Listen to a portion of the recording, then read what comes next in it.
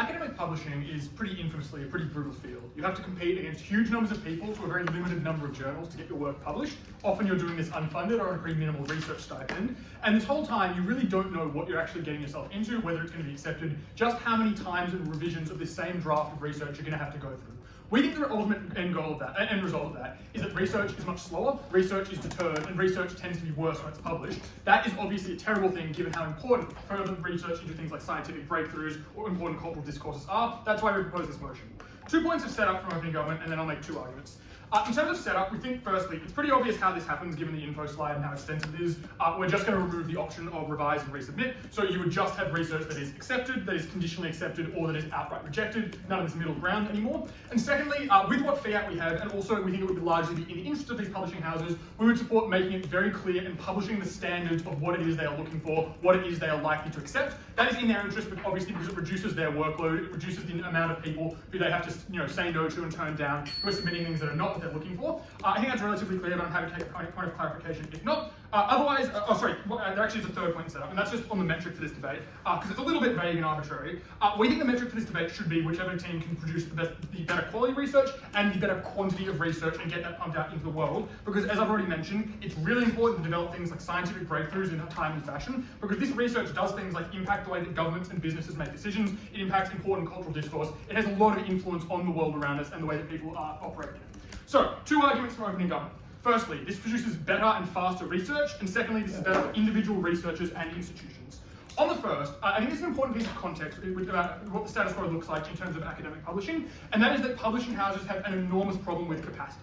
They are largely underfunded by universities, by governments, by patrons, which is why, for example, you see incredibly expensive subscriptions being the primary model in which they achieve funding in a lot of cases. It's the fact that there is a huge amount of cost involved with finding editors and reviewers who are qualified, particularly for very niche, very advanced material in things like physics journals, in things like medicine, in things like highly advanced humanities journals, which is it's a very specialized job with a limited labor pool, and it's a really competitive market because there's other academic positions they could be taking. They could be going to work in the private sector, which means you often need to pay them a huge amount, and there's not that many of them. The ultimate result of that is that you just have, firstly, far less research being published than otherwise would be possible because of the fact that there is a huge constraint in terms of their funding, in terms of their resources, in terms of their labor pool, but also for the fact that the big publishing houses, the really reputable ones that people want to get into, like the Lancet Journal of Medicine, are really hugely risk averse, and they have a huge backlog of material that constantly gets submitted to them because people recognize their prestige and that's where they want to get their research published. So it means that a lot of this research often does not see the light of day for months or even years when it could be making an important contribution, when it could be getting peer-reviewed and critiqued, when it could be making important contributions to curriculums, to people's understanding, to other research in the field. But secondly, there's an additional adverse harm of this, which is that given the level of backlog and the slowness that exists in these big, reputable publishing houses, it often means that the smaller ones are forced to lower their standards in order to be able to compete. Because of the fact that they have to be able to attract research that otherwise, to attract research, they attract subscriptions and new researchers and people wanting to submit to them, they're more likely to lower their standards in order to make it easier for people to get their work published, because individual researchers and institutions know the big ones take such a long period of time, so they're more likely to do things like cut corners and have a punt on a slightly less reputable journal, noting that there's a pretty strong norm in academia not to sort of shop around with your work because it's seen as disloyal, because it reduces your odds, because you don't have to go back and apologize and retract your work and say, actually, you no longer have permission to publish this. Why do we fix this? 3 ways.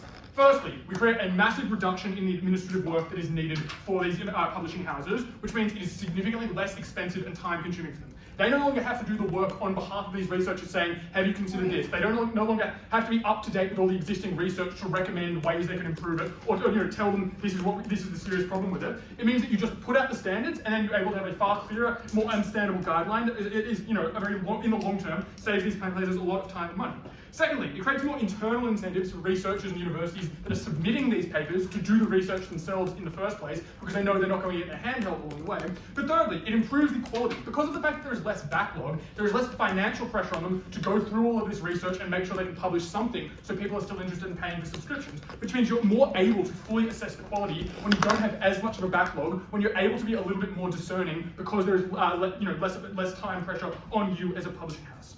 I want to also just so the impact of that is just research gets published significantly faster, and it also becomes largely of a higher quality. I also want to briefly preempt here that if opposition bench want to run something about this might make it easier for bad research to get through, we don't think that's the case for the simple reason that obviously really good and really bad research is symmetric in this debate. The really good stuff is just going to get approved or conditionally approved anyway. The bad stuff is going to get outright rejected. This debate is about work that is largely in between, that is good but could be improved, and because we are able to better assess the quality of that with more time and less financial pressure on these publishing houses, we're able to avoid most of those harms and preemptively mitigate them. That is going to be the biggest impact in this debate, because you just get more research, that research is faster, it's of a higher quality, and it has more capacity to actually impact people's lives through policy in a way that is deeply, deeply meaningful. I'll take a point from closing if you've got one. Okay, you talk about like smaller publishing houses. When you remove the option of R&R, doesn't this mean that these houses now have less autonomy to turn down questionable papers? Because like when they don't want to reject something, they now just like kind of have to give some form of acceptance. Well, no, because as I explained, the reason they accept questionable papers is because there's deep financial pressure on them to do so. They know that the really high quality research is largely being, hoovered up by the top quality publishing houses, and they're sort of left to fight over the scraps. And people are more likely to submit them less well done research because of the fact that there's publish or perish. There's a financial pressure on these people in academia to do it. So no, we actually give them more time and the ability to be more discerning, because the greater volume of material going through means that there's greater volume going to all publishing houses that tends to be of higher quality. Secondly, why does this benefit individual researchers' institutions? The first thing and the most obvious reason is that it just reduces the amount of dead time that researchers have to spend spending months revising and resubmitting on often pretty arbitrary standards, potentially to different reviewers who then have to refamiliarize themselves. They can often take months or years. That is a huge opportunity cost on them, where they could be doing other research that could be advanced, more meaningfully advancing the cause of whatever field they're in, as well as the fact that it's just quite emotionally draining. It makes them less able to perform their other work significantly better because there's constant pressure on them. But secondly, it reduces the amount of uncertainty in the process, because you don't have to worry as a university when you're deciding to award grants, or if you're a government, is this research going to be stuck in like production hell for 4 years? Is it actually going to be able to put through? It reduces it increases your odds of getting either a certain yes or a certain no, in which point your investment is no longer as much of a sunk cost, which means you massively increase the incentives of people funding research through things like grants and government awards to increase that research, because it's more likely to result in returns. It's less likely to be a long-term drain on their financial resources. It also means individual researchers are more likely to research things that might be a bit more cutting edge, because they know it's not going to bog them down financially, economically, and mentally for years. For these reasons, we get better research. That is the only metric in this debate you should care about. We propose.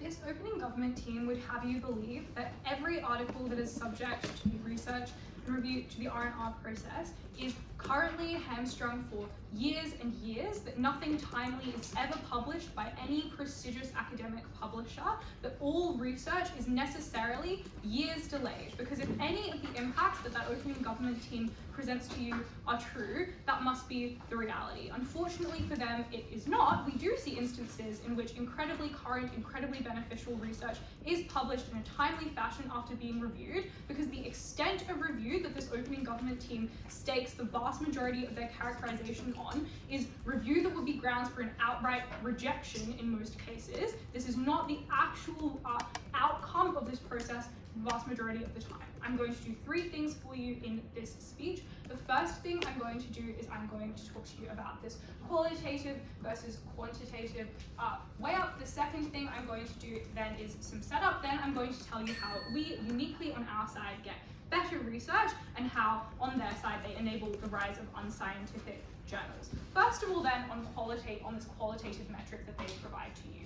They say that timeliness of research is the arbiter of its quality, and that currently houses are hamstrung because they have to do this R&R process. A couple of flat responses that knock this out instantly. The first thing that I would simply say is that obviously in the status quo, all that these houses have to do is find reviewers that are appropriate for the research that is being reviewed. It is not staff at these publishing houses that do the reviewing process. It is other academics in the field who firstly obviously have an incentive to make sure the published research is good and to prioritize publishing utile research. Secondly, who have incentives to do this in a somewhat timely fashion.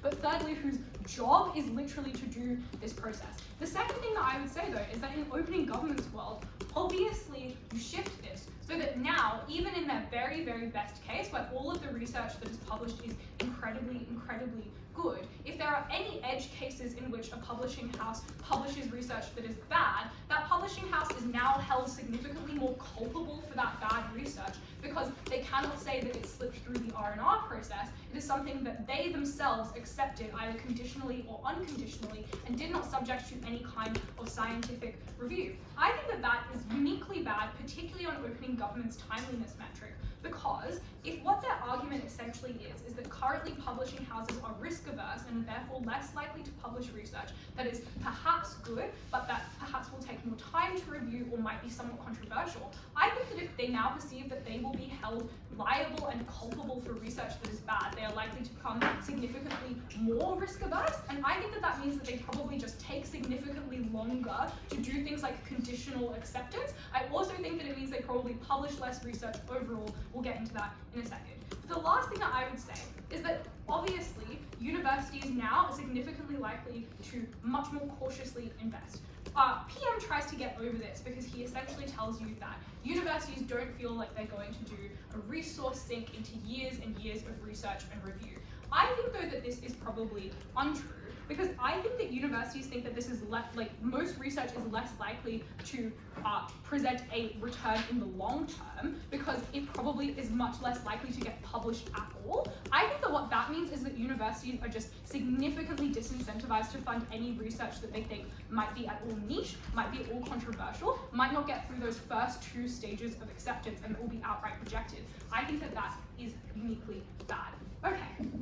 Moving on then, let's do a couple of things in setup. I have left my setup page on the bench, so we will see how this goes. The first thing to say is what the R&R process currently looks like. All that I would point out here is that the vast majority of articles that are published by reputable sources are published through the R&R process. The second thing that I would say is that often the R&R process is not asking them to change particularly massive things. It is a recognition that minute changes to research makes it significantly more scientifically valid. This is stuff like the extent of engagement that research papers might have with the literature. This is also stuff like the extent to which research papers talk about their methodology and how you might exactly replicate certain trials. The third thing to say in setup then is why this conditional acceptance stage is uniquely different from the R&R process. And all I would point out here is that obviously in a conditional acceptance, after that initial review, firstly, the first set of reviewers who saw it never get to see it again before it gets published. But secondly, a new set of reviewers never gets to see it again. I think that that just significantly degrades the amount of eyes that see that piece of research before it goes to print, and I think that that is uniquely bad. Why then was that bad? Firstly, why we incentivize better research on our side of the house. Note that in their world, firstly, the risk of submitting research is significantly higher as an individual researcher. That was because you probably had put lots of your time, you probably had put a lot of your reputation into your research, you probably had completed a lengthy grant application or have had to apply to private corporations to get funding for your research. And I think that all of those risks are significantly higher if your research has, I'll take you in a second, a significantly lower chance of being accepted because it might not be subject to that quite small piece of review that ticks it over into that conditional or unconditional acceptance phase. I think that what that means is that you are unlikely to pursue research that you think is going to be rejected. But the notable thing here is that you have changed the rejection metric. Where in our world you could have research that was probably utile but just needed a few tweaks, in Opening Gov's world you get no second chance, and that means the extent to which you perceive research as good is likely to be decreased. Okay, Opening Gov. Yeah, if this research only needs small tweaks, then it is likely to get conditional acceptance, which the editor can then. Yeah, sure. I think that it is not to say that those small tweaks are insubstantial. I think, though, that editors are uniquely worse equipped to know when a small tweak has gone far enough, which is to say that for the exact reasons you outlined, the extent to which an editor can do things like engage in the breadth of academic literature about a certain topic, or understand the exact methodologies that might need to be outlined in more detail is quite limited. I think that these are small tweaks that are likely to be capable within an academic setting that an editor is unlikely to be able to do. What did this mean then? Firstly, I think this just means people don't pursue speculative research, which might be challenging, which might have more immediate difficulties that make it more subject to review. This is notably the exact kind of research that PM talks to for most of that speech. The second thing is I think that worse funded or more niche research is deprioritized by universities. The third thing is that you lose research that is not funded by corporate interests because it's much more difficult to get that research accepted. I think it's incredibly difficult then to ameliorate big pharma-esque research imbalance that we see and obviously opposing the status quo. But the last thing to say is that you lose reviewers of niche research, which means you're less likely to get this research published at all. This was incredibly important. On opening op, we provided you with a set of benefits. We characterized how this actually works. We were the only side that got good research over us. Cool. Just getting a timer up.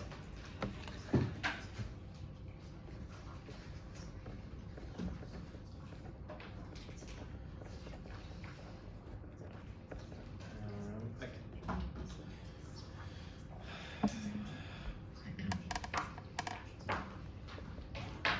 Starting in 3, 2, 1. Five things in this speech. Firstly, what does this look like? Secondly, on quality. Thirdly, on what gets published. Fourthly, on how large is the delay. And then we're going to whip some benefits and do some new substantive. So, what does this look like? I think the main point of contention in the opening half seems to be about what specifically would go into research and what would go into conditional. We're willing to concede that there are some things on the margins where you might only be making small changes, which obviously opening opposition uses to suggest that this is relatively good research that we might not want to reject. However, we would suggest that in the majority of instances, because publishing houses want to increase their volume, because they want to increase the extent to which researchers go to them in the first place so that they can be competitive with other places, that it's not likely that they would subject things to unnecessary review. That is, if they could offer it a conditional review, and preserve their reputation, they would do so. We've suggested in the majority of instances, these are things that have significant enough problems with them that were they published, it would reflect poorly on the publishing house. And I would note, if you examine the types of language that the leader of the opposition uses, they say things like, it is the type of methodology you're employing. Well, I would note in the field of quantitative statistics, massively overhauling your methodology adds like months to the amount of time you have to wait, because you have to do things like recollect all the data, you have to do new statistical inferences to absolutely everything you're doing. It looks like in the field of mathematics or mathematical biology, you have to completely use different types of proofs, like not using, algebraic or topological proofs, and now using differential proofs. I know that August is the only person who gets that reference, but you should understand that that just suggests that there's a huge amount of more reading, a huge amount of more literature reviews. This is likely to be something that causes a significant time delay on the sorts of things that are going into that. And even if you have to have a weigh up between, for example, some things that are on the cusp of being good, maybe not being rejected, that would likely otherwise be, that same amount of research would likely be done by another academic, or potentially allowing bad forms of research to get through, or there being huge backlogs in, for example, publishing houses, all the things that Sam describes, we would suggest, for reasons that I'll explain later, you should default to those things. So I'm pretty sure at this point in the debate it should be clear that the types of things we're talking about are papers that probably do need to have some significant review done to them, that do, because of that, create a huge amount of backlash for publishing houses that we established for a series of reasons are quite underfunded, that have difficulty attracting labour. And so, the next question you should ask then is just how large is this delay likely to be? Because obviously then that just compounds all the harms that we described to you in opening government and make them the most easy thing in the debate to weigh over other teams. This team offers one point of mitigation, which is that you have to find the specific academics, but that's often very easy to do because I guess the implication is that there are just lots of academics in any given field. 3 responses, actually sorry, 4. The first is that obviously academics' primary concern is their own teaching and their own research in the majority of instances, which suggests prima facie that the amount of academics that would be willing to work at publishing houses is incredibly small. And that would then suggest that even if there is a couple of academics or there's some academics for maybe a couple publishing houses, there's not enough highly specialized academics for every publishing house, which means across the industry this is likely to be a particularly large degree. The second thing is that just because you are an academic in the same field does not suggest that you are qualified to read the research. For example, mathematicians who work in applied mathematics are vastly different. Some work in numerical analysis and some work in things like biological mathematics. The background required to review individual papers and the knowledge of current up-to-date literature is incredibly different, which just suggests that it's not clear that even if there were lots of academics out there, the actual time taken to review something, even if you could find these academics, would not be as large as Sam describes. The final thing we would say is that in many instances, if you believe our analysis that explains why these publishing houses are under-resourced, it would also suggest they're underfunded, which means that many academics don't go into this at all, and obviously this is hugely a big admin. That should then establish that what you believe at this point in the debate is that the papers that we're talking about for the reasons I described are likely to be papers that have huge or at least significant administrative problems with them that create a backlog, and fixing that backlog takes an incredibly large period of time. I'll just establish, if you don't believe anything else in the debate, what you should believe. The first thing is just that publishing houses, as Sam describes, are faced with a very difficult decision. You either do not publish many things that could otherwise have just been, many good things that are in the queue, but have not yet reached the front because you are constantly reviewing a lot of shit stuff, which means on their metric of the quality of good research getting out, we would co-opt that and win that. Or it suggests that you're far more likely to publish things that do have significant problems with it, for example, and obviously the impacts of that, as Sam describes, are quite large. It is clearly something that applies to a great variety of people, but also on a large scale, because this type of research informs government policies on things like welfare and immigration. It is used and co-opted by think tanks and lobbyists to inform specific forms of policy that affect people all across the world. Bad research is something that has plagued society, and we would suggest publishing houses not being able to adequately discern which is good or bad because they are understaffed and under-resourced by going through this unnecessary step is a harm. Before I go on, closing? I guess if some people just aren't really qualified when it comes to review, why would you afford them more autonomy to kind of reject these papers?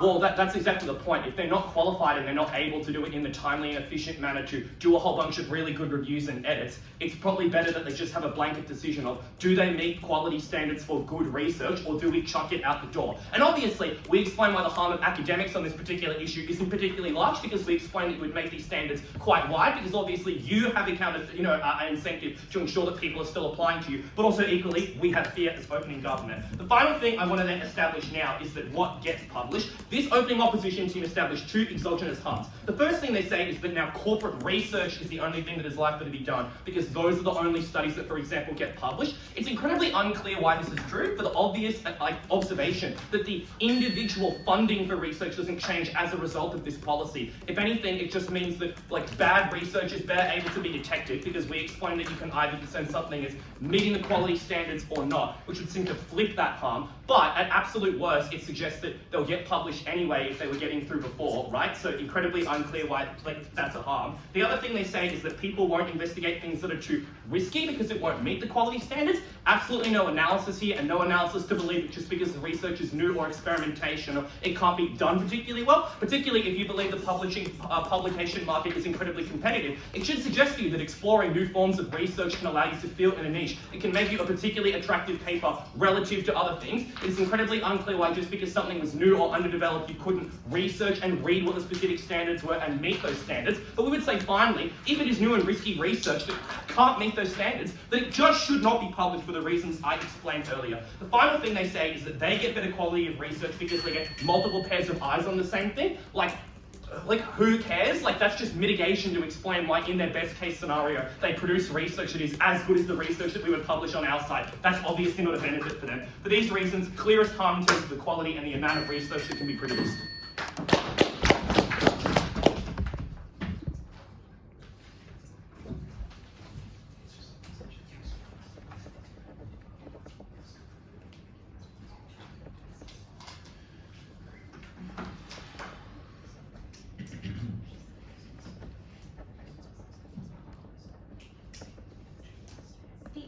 framing timeliness and the capacity of these institutions as the major problem in this debate, whilst simultaneously pushing for a less scrupulous and less rigid mechanism of actually verifying these studies, was that not only did you compound the issues with research currently being derided and being viewed as something that wasn't reliable in society, not only did you inflame all of the discursive issues presently of researchers and academics being perceived as people who weren't actually doing things that were valuable, not only did you heighten all of those things, you simply didn't actually change the funding mechanisms in a way that was preferable.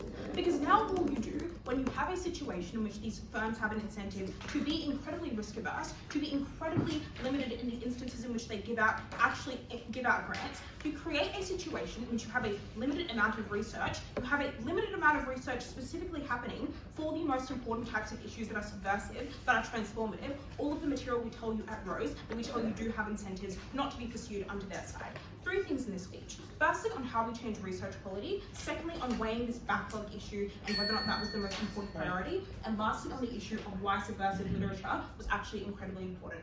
On that first issue of research quality, so they tell you that like timeliness was the most important metric or the most important reason that these firms are being limited. A couple of responses here.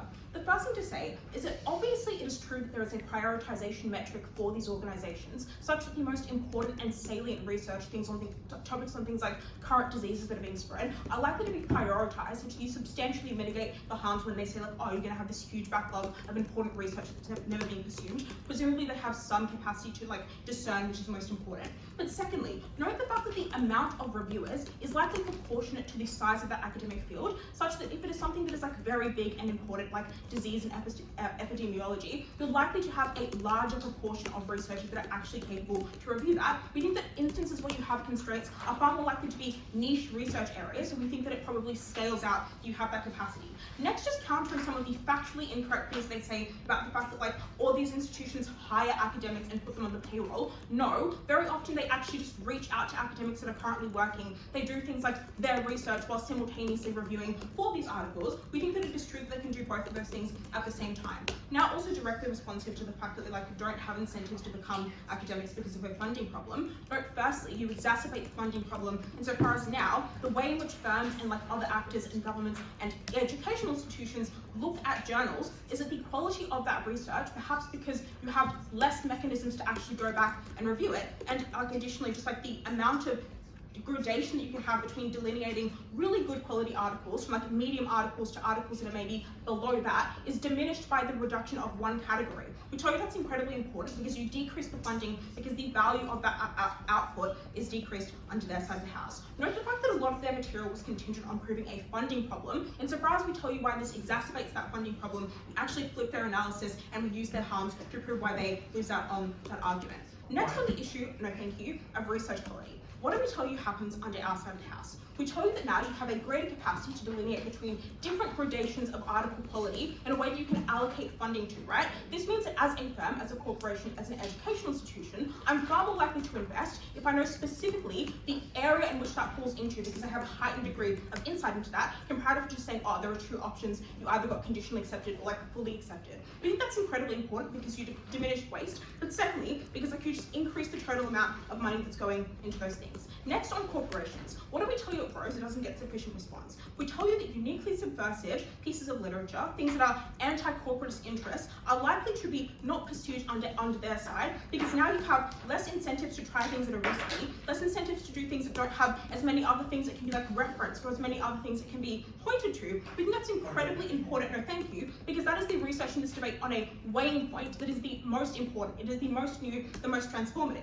Note that happens while at the same time corporations still have the same capacity to aggressively apply their capital to get the research that they want. We tell you that you have a less diverse and subversive type of literature being pursued. Okay, what happens next then? And this is the important impact of this debate. We tell you it's what happens when you have the ensuing discourse that arises from these types of research articles.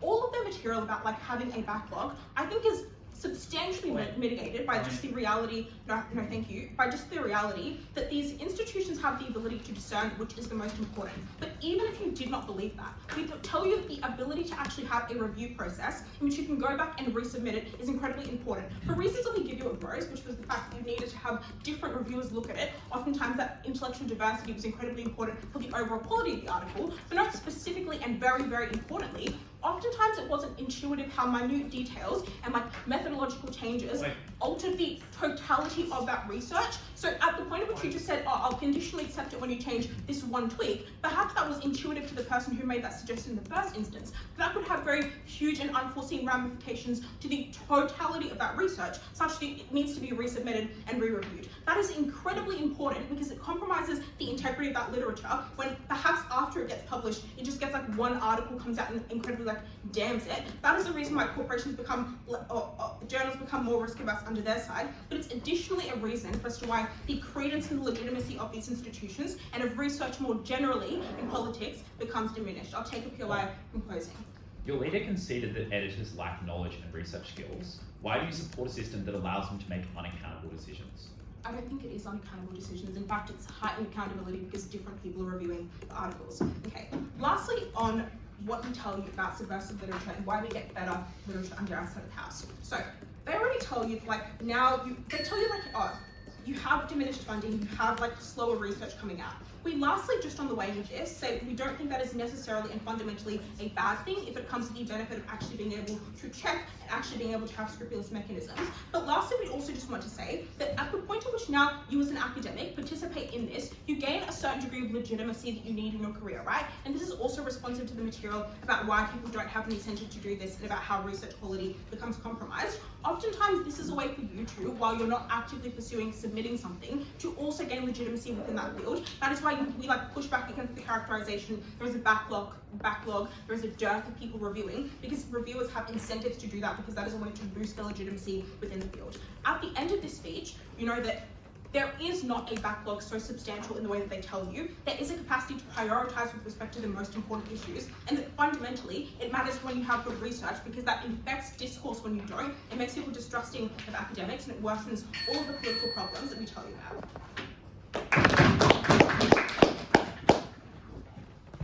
I have had teachers whose research and writing has been fundamentally and unrecognisably altered on the whim and fancy of power-tripping editors imposing their own personal views and their own personal specialties and interests. We say that R&R leads to worse research, it is disheartening, and it fucks over small academics. We are very proud to oppose.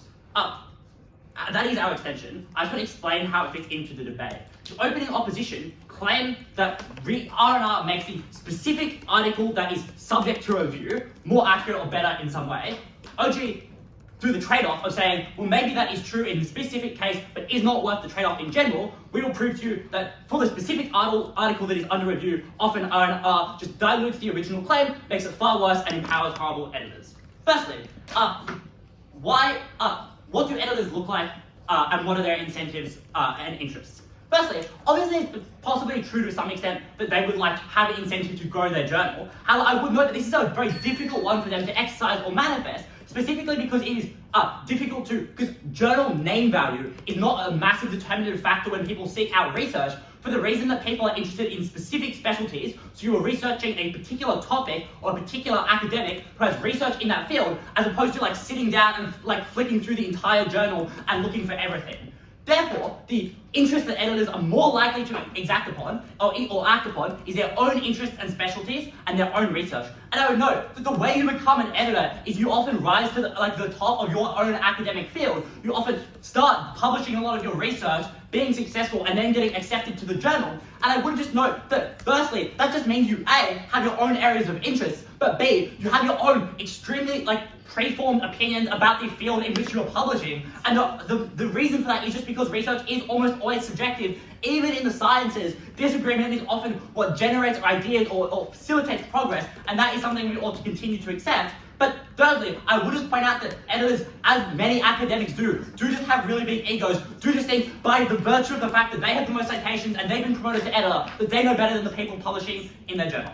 I think it is very unambiguous that those editors are the ones that are empowered. They have heaps more control. It is clear that this is unique to R&R because conditional acceptance is one change made from something unambiguous. But conversely, in this instance, you have the ability to continue reject and continue requesting specific alterations iteratively over and over again, meaning the end product may be very, very different from the initial product. How does this manifest? Why is this so terrible?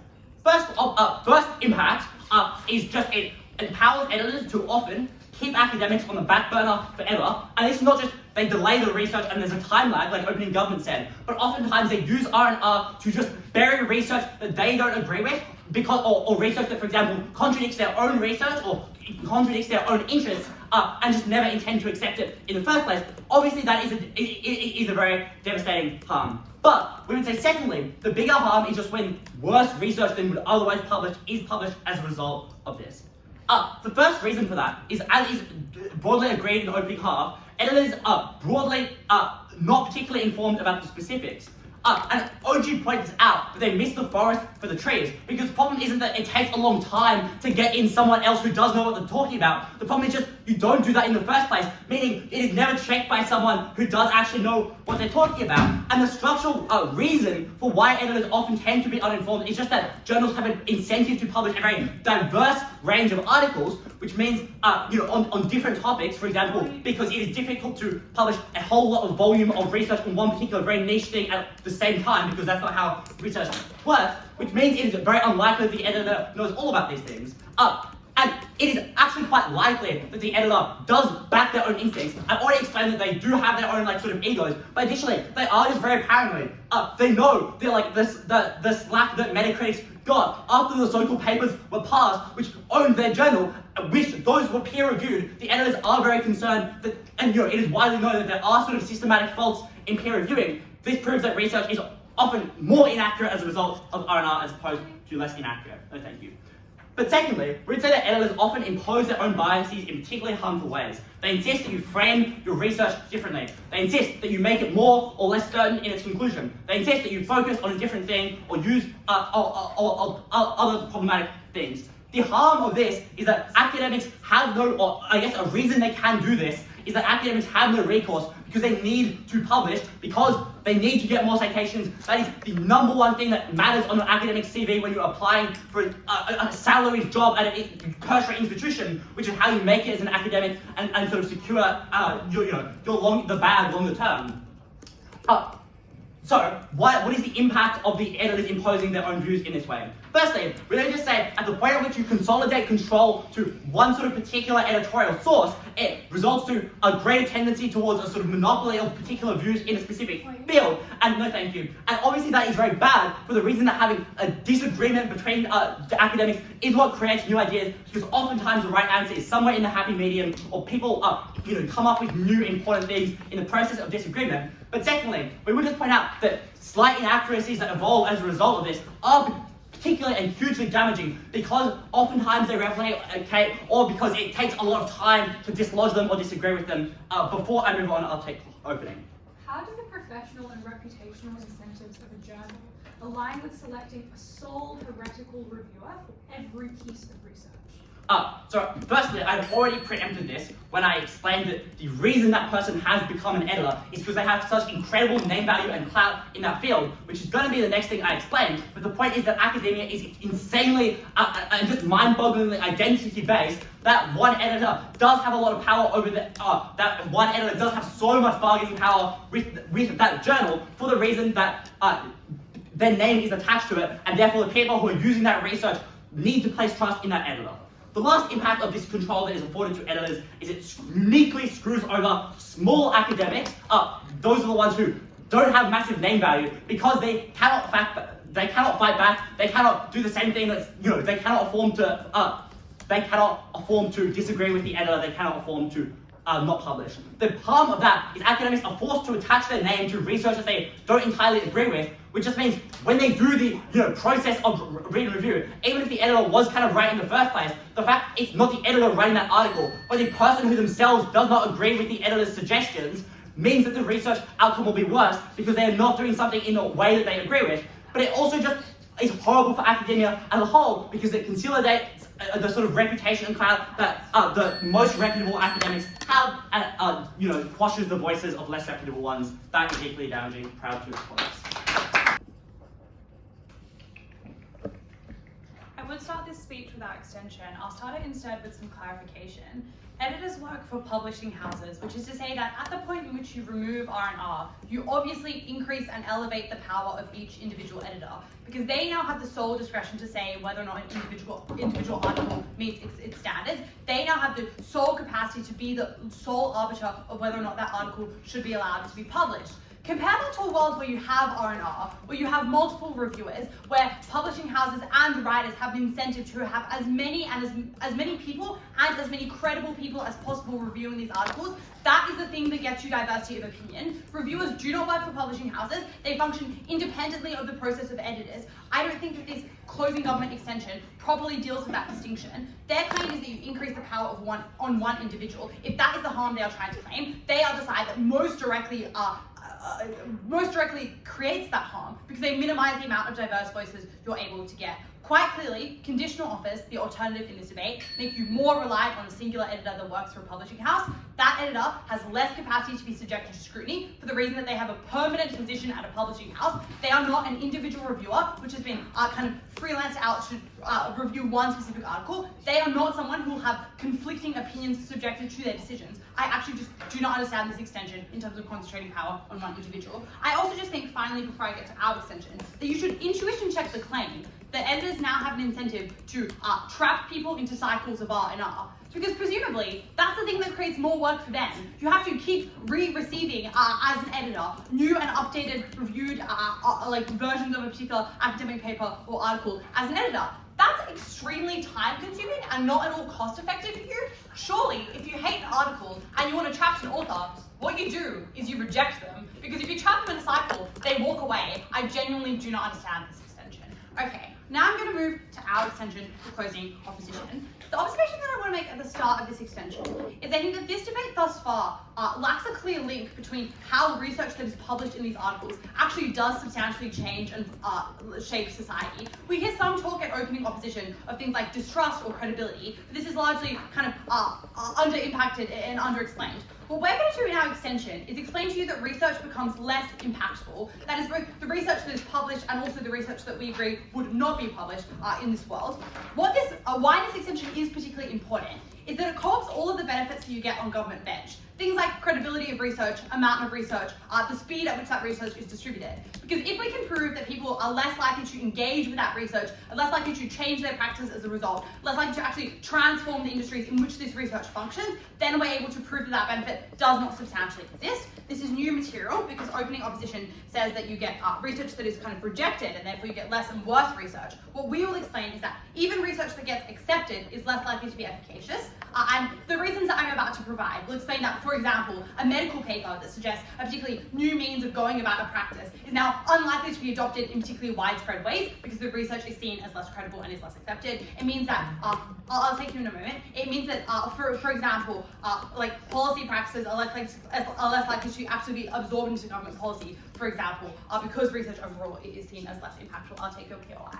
Yeah, the incentive of publishers to check the quality of their research and make sure it's credible is the same. We need to expand their capacity by reducing their costs and the time they have to spend reviewing often pretty mediocre research. It will still trust the output in our world. No, I'm going to provide some reasons why.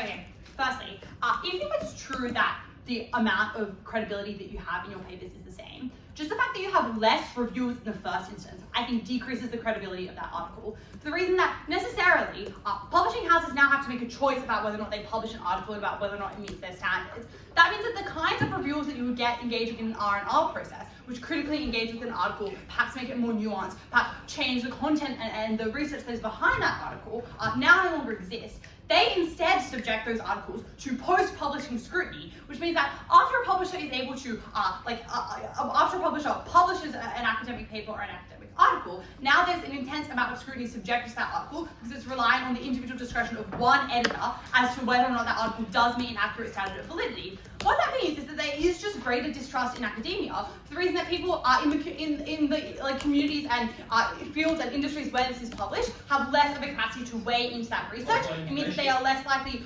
to believe in it and engage in it. And notably, I would say that this is particularly important as an impact. Because the ways in which the review process, the ways in which the review process works at the moment is that individual writers are able to choose their own reviewers. The reviewers are not selected by other people for them. Individual writers go to people and ask them to review their articles specifically. That is just how research and publishing works. That is particularly harmful because now you don't get editors, for example, sending it to particular reviewers in the review process. It's literally just determined by the writer themselves and the editor. I think that's particularly poor. What this looks like is it means that articles are subjected to a huge amount of scrutiny. It means that you get disagreement in the professions and in the fields in which this occurs. We would say that that's particularly harmful. Okay, I'll take closing. In your world, how can editors influence the content of the article that finally gets published? To a minimal extent as they should. Like, I just don't think an individual editor should be influencing it to a particularly large extent. I think they should be sending it to a greater diversity of viewers, of reviewers who have more experience in the field. I think that is actively good. The entire benefit of your extension is to suggest there is more diversity and variety in discourse. That is the exact benefit that we're able to get onto our side. Okay. I've already taken 2, sorry. I'm at 6 minutes. Okay. The other thing that I'll say is, why is it likely to be the case that reviewers will do a better job in the R&R process than they would in the initial first process?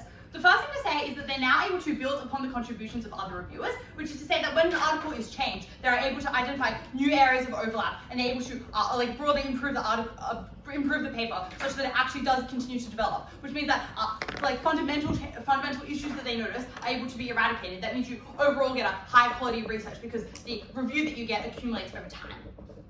The second thing to say is that when they know that a paper has already been reviewed and is being considered by a publishing house, they're far more likely to spend more time engaging with that paper, and they're far more likely to take it more seriously because they see that it has a clear potential to get published. They see that publishing houses are actually considering it. That means they're likely to do things like send it to other people they know in the field because they want to get even more opinions on it, because they want to be associated with an article that is particularly successful, because that is good for their career. But it's also, notably, I think, quite good for their research, because these people work in the same fields, they care about getting particularly good outcomes.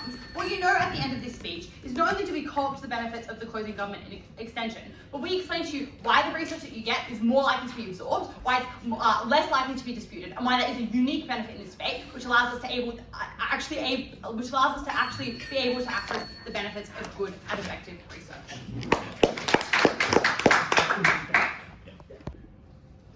Every other team in this debate relies on the fairly shoddy assertion there exist some forms of good research and some forms of bad research, and maybe they get more of one category or of another. We're the only side to recognize that there exists one way for editors, people that are not trained, people that have biases and incentives, people that, if O wants to talk about corporatization, are beholden to corporate interests. There's exactly one way for those people to influence what is in the articles that get published, what is put under the names of people other than themselves. That is through R&R. If we eliminate R&R, we eliminate that form of politicization and bias. Two things might teach. First, why we win this debate with our extension. Second, why everyone else loses it. First, why we win this debate with the extension. This extension simply explains that editors are untrained, they are paranoid, they suffer political, personal, and corporate bias, and they are empowered by this system because it's a system that allows them to at least iteratively reject people and lock them out, at least to change around where people go, that is, to put in requirements that you must change it in this way in order to do things, and third, and at least to concede more control towards editorial power. What do closing opposition say here? 3 things. First, they say, well, there is more power when you can just reject them outright. I would make 3 observations. First, both sides have the power to object outright. That is a thing that exists symmetrically. See the info slide. Second, that just avoids the most pernicious form of harm, because the most pernicious harm is not to not publish something, is to publish something under the name of a good academic that is not in fact what they believe, or that has been warped from what they believe. That is obviously what allows you to ascribe your own personal beliefs to other people. That's far more problematic. But third, I do just think this is fairly unlikely to happen for the reason that, as is explained in the opening half, there are plenty of other reasons to want to publish articles. It seems unlikely to go to the step of rejecting this. The second and better claim from closing opposition is that they have more reviewers so they can reduce the power of the editors. 3 responses. First, as Jack explains, the power balance is skewed in favor of editors because they have more reputational power, they have more incentives. But second, as is explained by opening government, to their credit, there are relatively few reviewers in the system, so it is unclear that you can actually chop and change that much. Obviously, there are relatively few people that you can pick from, which means that you're unlikely to be able to get a huge diversity of mindsets that can push back against the editor, even if that was possible. But third, even if that does kick in some of the times, it doesn't kick in for the most vulnerable stakeholders we talk about, which are these small name academics, the ones who can get fucked over pretty easily, the ones who editors can just get rid of and the peer reviewers won't care. Obviously, unless you do a huge amount of work at OpWith to explain why peer reviewers are likely to have a lot of power and to have great incentives, that doesn't work. Their final response is that you wouldn't be able to do the thing about iteratively sending people back and tracking them in the cycle of reviews, and they give 2 reasons. First is it's time consuming. I would note 2 things. First, as we explained, there are a number of actual positive incentives for editors to do this, so they're likely to be willing to make these things like changes in order to, I don't know, get like articles that fit their political or academic or personal biases, or that support the corporations that back their paper. Those changes are things that are valuable for them. But secondly, I would just say if not, like it doesn't seem that hard to just send it back with a list of changes. Like at the point where it's going to peer review anyway, it doesn't seem that much extra resources. Secondly, they say that that people sending in articles would quit after they've been sent into the R&R cycle a couple times. I would note, firstly, this seems to be a knife of the mechanism given at OO to explain why articles get better, that is, they are iteratively sent back and changed. But secondly, I just don't think these people don't have that much power. So, why does this extension outright win the debate? Very intuitively, because it targets A, the most vulnerable stakeholders, that is the stakeholders who are small name academics, who don't have a lot of power, who need to get articles published, who are the ones that are exploited by academics. Second, is the most high impact in this debate because it's not stuck in silly deadlocks about like, oh, is good articles coming out, are bad articles coming out? It explains why the articles are, in every instance, made worse, in every instance, made less clear, in every instance, made partisan. And third, I just think this is pretty clearly an extension that is certain to happen, rather than articles which rely on other exogenous factors, like, for example, how much people investing goes on. Before I move on, I'll take opening. In your world, you must defend conditional acceptance, which is done by editors. In the status quo academics review papers, this is the factual status quo.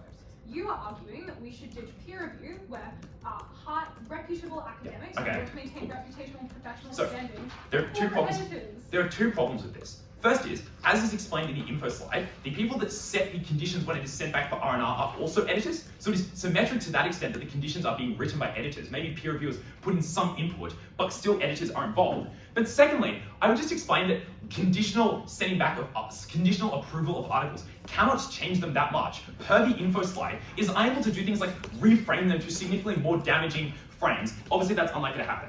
So, next on closing opposition. They say that you're likely to have more, people are going to distrust academia more. I have a couple things to say here. First, this seems a little bit like a knife, because opening opposition explained that relatively few articles are going to get published. Intuitively, to me, it seems like those few articles would therefore have more trust, because you just have less experience of bad articles being out there.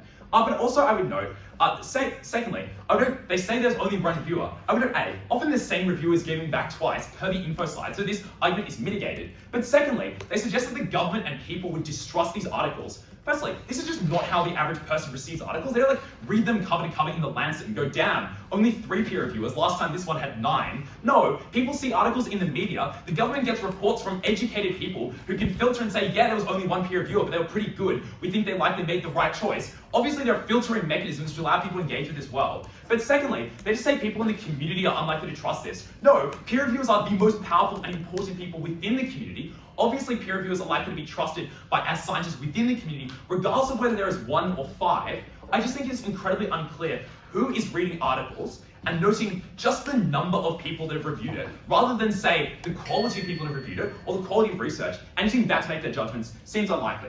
Okay, next on opening government. Opening government have a gaping premise in their case, which is that they explain that there is a good set of good articles and a set of bad articles, or a set of subjective articles and niche articles, stuff like that. But they never explain why articles fall into one category or another. We give the unique amount of work to explain why good articles are favoured or disfavoured, particularly under R&R when good articles are taken out. So we do take the far higher burden of explaining not why good articles get in or bad articles get in, but why articles are made empirically much worse, where they're politicized and made more partisan. That burden is far higher. But secondly, I would just suggest it's quite hard to weigh their arguments. Like, their arguments are like, oh, maybe some amount of the glut is alleviated in one way or another. Obviously, the extent to which that happens is quite unclear. The extent to which we make all articles published is far more clear.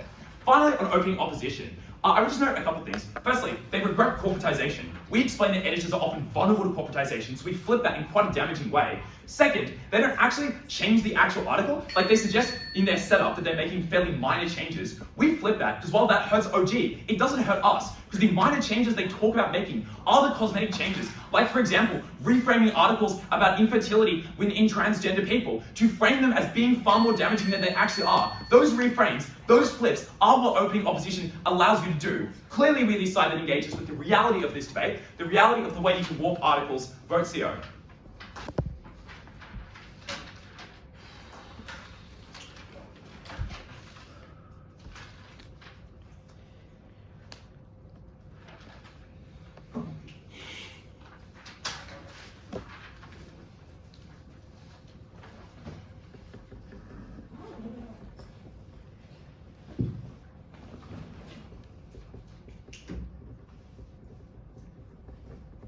in this debate, it was closing opposition that explained to you why it was so particularly harmful when you got less trust with academic publishing institutions, but also why specifically we were the team that were able to bring you the most benefits with how R&Rs had this very unique benefit to the quality of research for like scientific papers, for scientific publishers. The first thing I'm going to do in this speech is kind of just defend our extension here, right? Because it never steps out to you why particularly it is so harmful when like people lose trust with academic like and publishing institutions, right? Note stuff like science, like publishing houses, were already things that were facing a lot of like skepticism. It was really, really important to keep anything like criticism of like very like good like papers within kind of this process, as opposed to letting that paper kind of slip through the gaps, letting it be published, letting it be criticized after. That was so particularly harmful because it didn't just affect that research institution or didn't just affect that publishing house. It affected like broadly this industry, right? Because it meant less people were willing to opt into and like believe these kind of like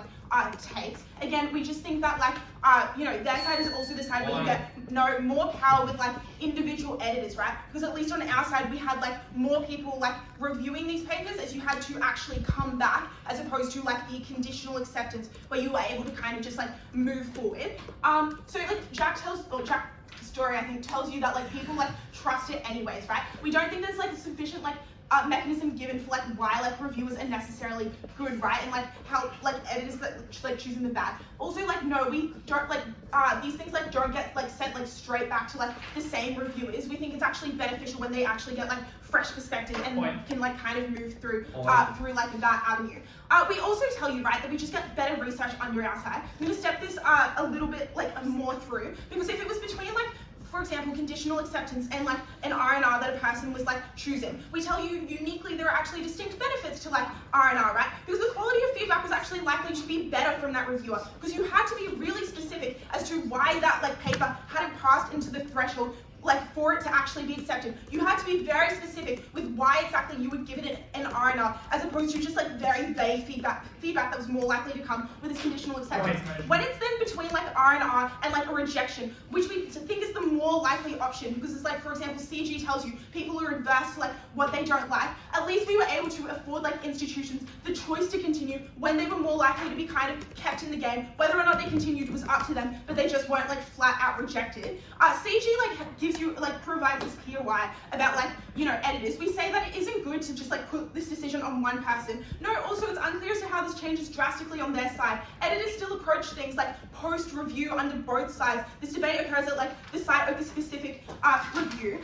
We also just thought that editors generally engage with papers better, because R&Rs provided the unique opportunity to like actually get a second chance, to go back and get that unconditional acceptance as opposed to the conditional acceptance. Presumably editors are more likely to go and publish things that come with a good and glowing recommendation from a reviewer. This was more likely to happen when they got unconditional acceptance. It was actually more strategic and would like save that like researcher time if they were able to come back, get that unconditional acceptance, get that glowing recommendation and move forward, rather than just get like conditional acceptance and also be like placed into a backlog. No, what I'm going to do now is kind of step like through the other teams and what they provide you.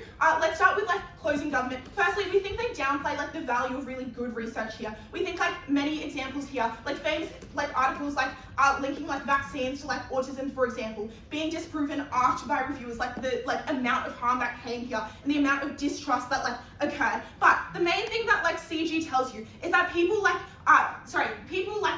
reject papers that they like are opposed to. People currently give R&Rs to the papers that they're opposed to, don't like. This particularly affects like minorities or smaller like institutions. We argue that if this is unfortunately the case, R&Rs are what actually kept these people uniquely in the game. Because firstly, like rejection without R&Rs meant that you locked out less privileged like institutions. You locked them out of valuable feedback. You locked them out of a second chance. But also note that this is exactly why you needed the second chance, because you like got like that second like review, you got that second like pair of eyes. Unfortunately, when you perhaps were like a smaller institution, it was a game of Russian roulette. It was really important when you at least had the chance for like a second review, as opposed to being completely knocked out of the game. The main issue of closing government is that they step through why like editors and publishers are so against smaller disprivileged groups, and yet they try to like frame the alternative to R&R as like conditional acceptance. We tell you that this is so untrue. If people are so adverse and like against these, like if you remove the ability for R&R, they were just going to get rejected. This was so harmful because these were the institutions that couldn't afford to actually restart or change their topic. Closing. Yeah, so our extension isn't that editors hate small academics and vulnerable people. If they want to influence the content of their articles with their own views, which explains why they're R&R instead of rejecting them like you claim. Well, at least you gave them, these people are rational. If they see, their paper being altered to such a degree, they can opt for a different publishing house. At least you gave them the opportunity to choose. At least you gave them the opportunity to get their work published at all. Let's talk about OG. They mainly tell you about why this is a really brutal process. Things are slow. Already tells you why this is not the nightmare OG tries to paint you. Let's go one step further to say that, things on, urgency, about things really pressing, health issues, diseases. Research is very separate to, the way in which, to published articles. You could still move forward with scientific research. When it came to published articles, we preferred quality, and even if this took a bit longer, actually making sure we get there. No. Also, they tell you that this benefits certain research institutions. We tell you that this is not true because you take more time in the long run. Because when you rejected that thing, they had to restart, change their topic, lose the time and resources they have. They tell you that some people also aren't qualified when it comes to review. If this is true, you just afford them more possibility to reject. Again, we prefer the choice where they a research institution has the choice to choose what they pursue with. Finally, they tell you that we can just publish clear standards for researchers to adhere to. Yeah, they can do that, but the fact that reviews don't currently do this is probably indicative of this being quite problematic. They clearly don't want to be bogged down with huge administrative burdens. They could publish standards at the moment, but they choose not to, probably because people just get super salty when they think they've adhered to things, but still get rejected. This is probably the one metric of theirs that engages with more meaningful feedback and meaningful idea, but it's just it fails to be responsive to actual things that are given to them. Finally, on OO, the way we get over them is by stepping out the benefits of ours and ours, beyond just fresh eyes. We tell you why feedback is of a better quality. We tell you why smaller institutions, even if it takes longer, are more likely to get published. And ultimately why this was so beneficial to the overall scientific field. This is why CO took this today's debate. All right, let's jump into this away. Sorry for the longest deliberation, just had a lot to talk about. So, 3 things in this OA as per usual. Firstly, some general feedback. Secondly, the call, and then finally, then how we came to that call as a panel. So, firstly, 2 pieces of general feedback. At times, it feels like weighing could be greater in this debate, especially around incentives, as there's often conflicting incentives that do exist, that probably exist to some degree under both sides, and you need to then weigh between the two, as in which probably exists more. But then secondly, I think at times it feels like teams could approach with more nuance. That is, they could accept either team and be explore the nuance of different academics, different editors, but also explore the nuance of individuals as well. The panel came to a unanimous decision. We saw it as a opening half debate, with the first going to opening government, the second going to opening opposition quite closely, a bit of a gap then to closing half, with the third going to closing opposition, and the fourth, unfortunately, the closing government.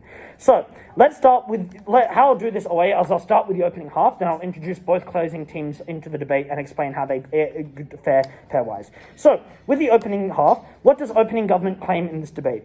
They claim, their claim is that you ultimately get better research, which is faster, noting that the context at the moment and the status quo is that publishing houses have limited funding, and so that they're unable to get a lot of editors, and they're often, as a result, also risk adverse to publishing. And subsequently, they're also inundated with bad papers, often through the R&R process that reapply. And what ultimately they want individuals to make clear decisions. And what they can get is when you remove R&R, you can set a guideline for clear decisions that ensure that you either have something that has some form of conditional acceptance or something that is just rejected, and you reduce the amount of papers in the system in a whole. They then explain then that leads to more papers being published, or more specific and good papers being published, which is important for things like policy, things like industry, which impacts everyone, which impacts most people in society. Because otherwise, people should, and that the effect of R&R and the benefits that it has is semi-limited, because academics can probably research the problems that exist in their papers, can probably research and understand how they can probably fix it to some degree. So, and then they finally explain that, So what do OO then instead claim in this debate? Their claim is that you're ultimately more likely to get better research, because on the margins, those that go through the R&R process are papers which are likely to suffer from a set of problems which could then be improved, and that you give them the time and process process to go through this improvement. You basically give them a second chance to go through a revision through other editors later. What response then exists in the opening half to end up with these two, how we kind of resolve this all? Opening opposition make a couple of claims. They first claim against opening government that academics have their prestige to engage in review and improve their career, while Deputy Prime Minister responds by saying there is a semi-incentive that exists for yourself and focusing on your own research and your own teaching, which then leads to, at the end of the day, the question of what is the actual incentive of these editors and what of these academics to engage in review, and what extent do they want to engage in review. And that comes down then to a question of what the average intelligent voter would view. And as the average intelligent voter probably would believe that individuals probably focus more on the career, it's probably much harder to get specific people who care more about the field, harder to get the set of researchers, which leads to slower processes, which making the mitigation from opening opposition semi-ineffective there. Opening opposition then secondly also claim that they can probably select good articles through this process. They can kind of bump them up along the process. This is likely true, but the scale of what this can occur is partly unclear, but it also still suffers from the paper of editors still having to go through a bunch of bad papers and still having to go through which then leads to them having less time to focus on the good ones and trying to get or find those specific good ones as well. They had to still go through this process and worry about all these papers. Then they also talk about finally try to explain that there's likely to be less funding at the end of the day due to the perception of this research being less able to succeed. But the question of the perception is one that is kind of unclear at the end of the day, because ultimately what opening government are able to suggest is that individuals can probably still do good research to a significant enough degree that this can all be funded. So at the end of the day, what we believe as a panel is that yes, you probably do get better quality research under side opening opposition, and under side opening government, you are able to better get you're better able to achieve faster research. And ultimately, at the end of the day, we weigh the faster research because it is one that is more exclusive from opening government, because they explain they can still get good research under their side, but they also weigh the impacts clearer to say that it impacts most people on society, which is how we resolve that very narrow and very close, not narrow, but very close opening half clash. Let's then introduce the closing government into this debate, and let's start off first with what their extension is. Their extension is that editors are egotistical individuals who are at the top of their field, and they are likely to act with some tyranny in that they use R&R to trap people in a research cycle, but they also try to change small academics' papers in order to basically get their own views in there. This extension suffers from a couple of problems. Firstly, it seems like a knife of their opening government who frame that editors are pretty good and want to make good decisions around getting good research out. But even if we didn't believe that, there are two other problems that the panel viewed with this. Firstly, there's often a high burden to prove that almost every editor is one that is egotistical, which is somewhat lacking in the debate. But secondly, it's unclear on the scale of how many of these tyrannical editors did exist. But finally, I think their extensions also run into somewhat of a uniqueness problem. That is like where they don't consider the counterfactual enough. Whereas like how editors do have other powers to change and affect these things. Though there is likely to be some scale of change there. How then does it compare to the opening? Because opening government are able to prove a more so larger scale harm to society as a whole. They say they get like policy that affects. They can get better policy that affects everyone greater. If we brought all of closing government's extensions, opening government had a more persuasive contribution that affected more people on scale. Thus, that's something that we valued more than individual academics and the effect that it had on individual editors. How then do we insert in a short diagonal? We view that opening opposition had two very powerful POIs against the closing government case that don't get fully resolved. The first POI is that often publishing houses have the incentive to select good editors. It's unclear why they would select such bad editors as closing government claim. That question is never fully resolved by closing government to a significant degree, so that which does large portions of mitigation against the closing government case. But secondly, they explain in a POI to WHIP that R&R often gives more power to the academics, because it says in the info slide that it is on the review of the suggestions of the academic that lead to the change of the resubmission. We then suggest that actually flipping the extension somewhat, that you're taking power away from the editors with the existence of R&R, thus you're able to you are better able to help individuals. But finally, even if then comparing the persuasiveness of opening opposition's contribution, what opening opposition are able to prove is that you get better research, which is better for people in society, and that outweighs the kind of avoid the small change of what might happen from some editors who have control. Let's finally bring in closing opposition to this debate. What is their extension? The main extension is just that individuals are likely to lose trust in this, lose trust in academia when it has less peer review, and when you're likely to have bad papers slip through.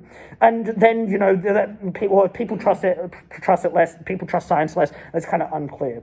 Noting that part of it seems like the extension seems semi-derivative of some of the claims that are made on opening opening opposition. Well, like, well, you have the incentives to get better research by being able to send it through more cycles. What they do add was the unique impact of people trusting in science. But I think compared to the quality of research, people's trust was kind of unclear on the scale of what that trust had affected compared to the actual certainty of getting good and better research under side opening opposition, which meant that we valued that higher than the extension. On a scale of benefit, that was something that we valued higher than the extension.